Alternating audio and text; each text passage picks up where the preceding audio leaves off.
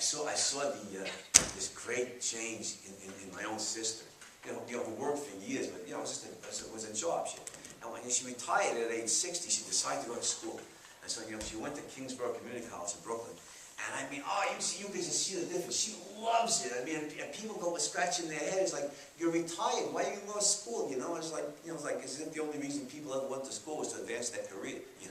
As you're retired, why are you going to school? And they completely missed the boat. I say, why is she going to school? Because she loves it. That's why. She doesn't need any other reason. She loves it. She's living with passion now. You can see the difference. I'm really proud of her.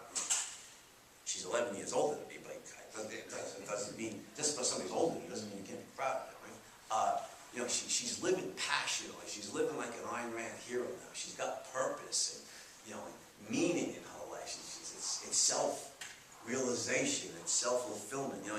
She's tutoring these other kids and she loves it. And she took up the piano again. She's just living passionately. She has values. Like I said, I'm really proud of her.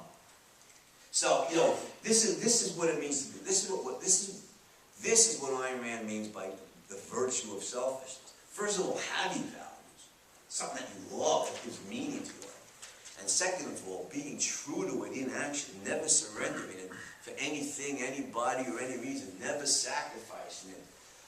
Your values are the one thing you must never sacrifice. Because without them, life has no meaning. All right. Now, here's a good question. Stay with the fountainhead for a second. Again, I'll fill in the background. A good question at this point that students often ask me, because I use the fountainhead as the main text in my moral philosophy classes. So I get to be selfish. I'm the teacher. I can use the books I like. And I'll also use my baby. We read Marx and Engels, piece of shit that they wrote. No, I mean, the Communist Manifesto is a piece of crap. I don't know how anybody ever was convinced about the class struggle. I mean, it's just, that's another story for another day. So we read Marx and Engels, and then, side by side, we read this. And the students get the arguments for communism, get the arguments for capitalism, moral arguments.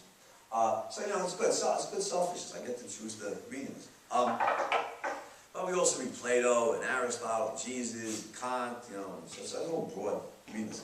Anyhow, so students, a good student will ask me at this point, let me get see, Jonathan's a good guy.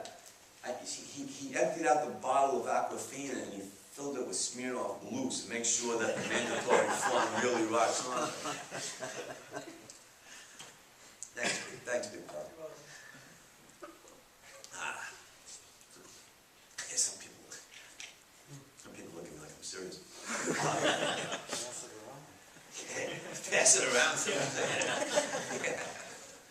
And that is the way that, I think we have some people who are under 21 here. Now, a good question that students often ask me at this point is, well, why can't Roth compromise justice once? I mean, he'll get famous if he builds this big commission in the heart of New York City.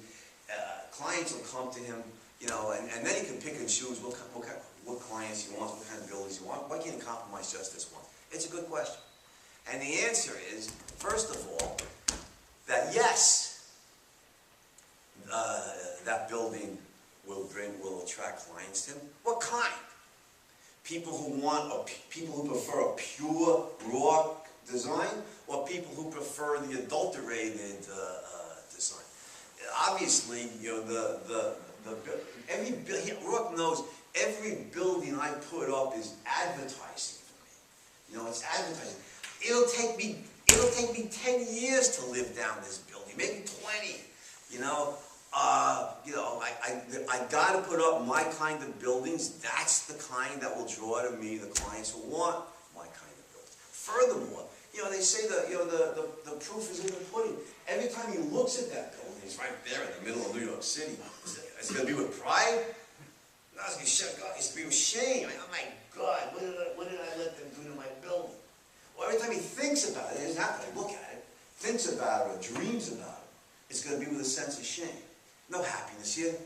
No, he knows the only way for him to succeed in the long run is to stick to his principles and make sure that every building he puts up is his kind of building.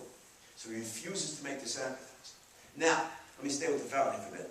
There's a foil in the fountainhead, a character named Peter Keating, poor bastard, who was a mama's boy. Keating, because I know people here, some people haven't read the book, so let me fill in the blanks. Peter Keating, who went to school with Howard Rook, Keating wanted to be a painter, an artist.